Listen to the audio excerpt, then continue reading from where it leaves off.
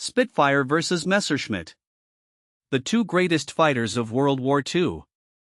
They fought each other from the white cliffs of Dover to the deserts of Africa. And after 80 years, people still argue about which one was better. Two of the most iconic weapons of their era. Head to head. Which one was better? Two of the finest fighter aircraft ever built dueled across the skies of Europe for 5 years. Both were constantly improved and upgraded. The question remains, which was truly better? Soldiers debated this question in the trenches and on the battlefield. Let us settle it. This is Spitfire vs. Messerschmitt Bf 109. The Spitfire was designed by R.J. Mitchell, who was dying of cancer as he drew it. He never saw it fly in combat. His creation would save his country. The Bf 109 was designed by Willy Messerschmitt. It was smaller, lighter, and designed for speed above all else. In a pure dive, the 109 was faster. Its fuel-injected engine kept running in -G. The Spitfire's carburetor would cut out. But the Spitfire could turn tighter. Its elliptical wing gave it a smaller turning circle. In a dogfight, turning radius was life or death. At high altitude, the 109F was superior. At medium altitude, the Spitfire V was the better plane. It depended on where you fought. German pilot Adolf Galland was asked what he needed to win the Battle of Britain. He replied, "Give me a squadron of Spitfires." The Spitfire was constantly improved.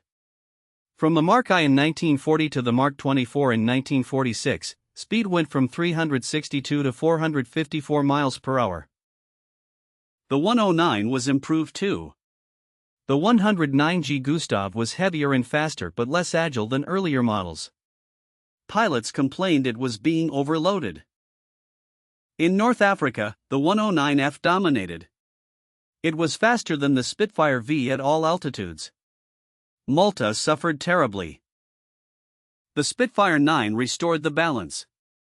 Its two-stage Merlin engine gave it the performance to match the best 109s. Both planes were incredibly dangerous in the hands of good pilots.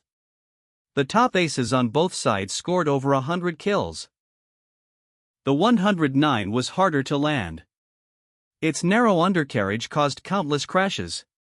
More 109s were destroyed in landing accidents than in combat. The Spitfire was beloved by its pilots.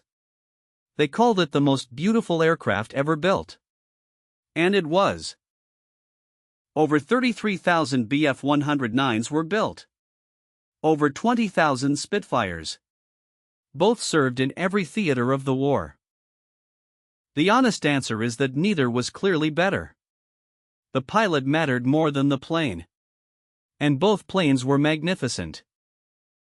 Today, both are legends. The Spitfire represents freedom. The 109 represents engineering excellence. Both changed aviation forever. The Spitfire turned better, the 109 dived better. Performance depended on the mark, altitude, and pilot. Neither was clearly superior overall. But numbers only tell part of the story. In combat, other factors mattered. Training, tactics, supply chains, and sheer luck often decided the outcome. The Spitfire vs. 109 rivalry drove fighter development through the entire war.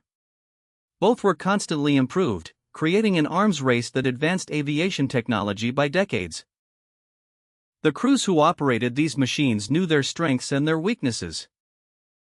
In the end, both weapons earned their place in history. This was Spitfire vs. Messerschmitt Bf 109. And the debate continues to this day. Military enthusiasts and historians still argue over which was superior. Both weapons represented the best engineering their nations could produce. They were born in war, tested in fire, and remembered forever. The real winner was whichever one kept its crew alive to fight another day. This was Spitfire vs. Messerschmitt Bf 109, the ultimate dogfight. History is not always black and white.